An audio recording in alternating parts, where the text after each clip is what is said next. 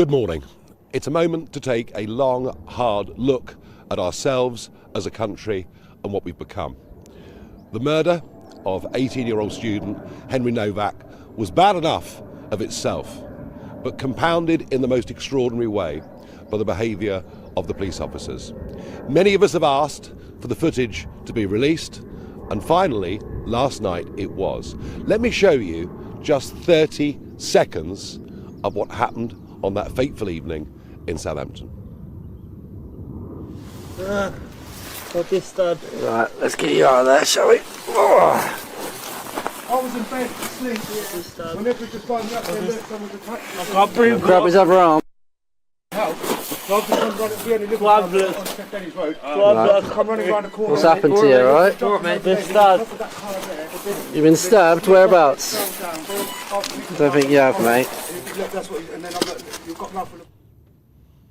Just think of it. An 18-year-old lad, a student, been out with some friends for the evening, on the way home, and victim of a sustained attack. Stabbed several times, chased down the street. Stabbed seriously 5 times. And what happens? Well, the assailant's brother rings the police to say, we've just been racially attacked and abused by a white guy. The sirens blare, they arrive. Young Henry must have thought that at last help was at hand, but far, far from it. The police act from the beginning to the end, and the end when he dies, lying on a pavement, having been stabbed in handcuffs. The last thing he heard on this earth was him being read his rights by the police. He was actually treated in a way that meant an accusation of a racial slur was treated more seriously than an act of murder. What does he say? I can't breathe. Familiar words? Remember career criminal George Floyd, who died in appalling circumstances in Midwest America a few years ago. Remember the reaction to that and the way the police behaved. Within a few days, Keir Starmer was taking the knee.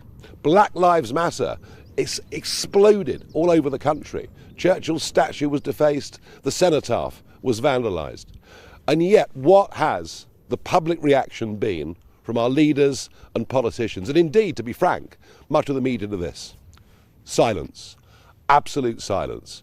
Proof, if ever there was any, that we're living in a two-tier culture in this country where the rights and privileges of white people matter less than those of ethnic minorities. Now, what has happened over the last few decades is, without anybody being asked, without anybody ever voting for it, we've been subjected to mass immigration on a scale that is truly unbelievable. At least 10 million new people have come to Britain in the last 20 years. And let's be clear, many of them are great people who work hard, have integrated and made their lives here. But far too many that have come have refused to integrate, are leading parallel lives and leaving many of our cities almost culturally unrecognisable from what they've always been. But to stop any criticism of this, we brought in hate speech laws. We brought in a DEI agenda. We brought in what is called positive discrimination in favour of ethnic minorities over those of white people whose families have lived in Britain in many cases for centuries. That is the mess that we've got into. And that is why, in some ways, what happened, and despite the appalling behaviour of those police officers, but in some ways, what happened on that night in Southampton perhaps shouldn't be a surprise in two-tier Britain. Alison Pearson, journalist on the Daily Telegraph, received yesterday an email from an experienced, long-serving Hampshire police officer.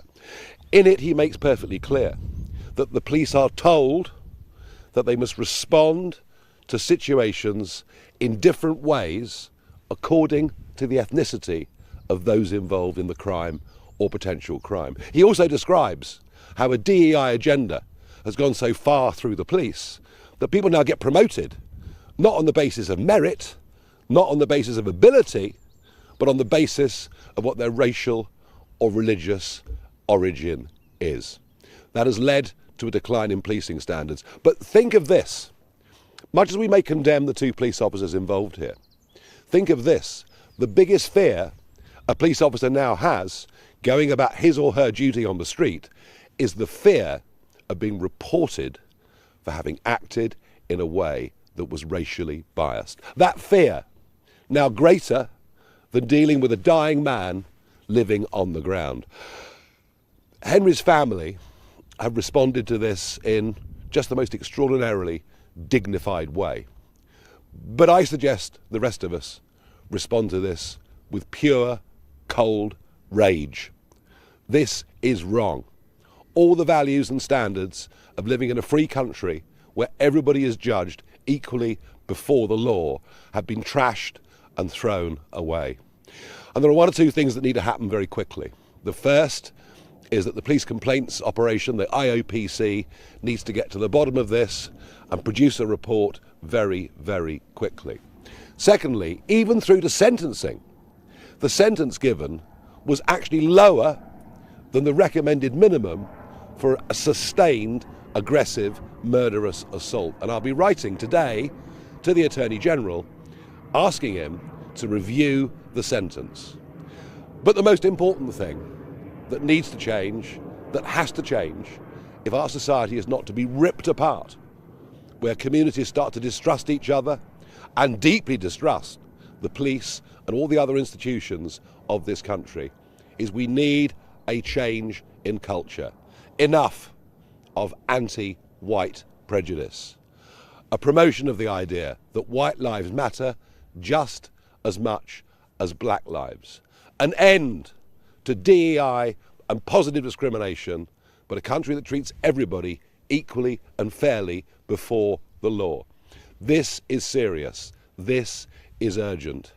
I fear for where our society will be in a few short years if we don't grip this and do it very, very quickly. I want to send my sincerest condolences, the country's sincerest condolences to Henry's family. I hope this is the last time a British police force operates in this way. But the fish rots from the head down. It is up to government and police chiefs to change this culture and to start that process today. Thank you.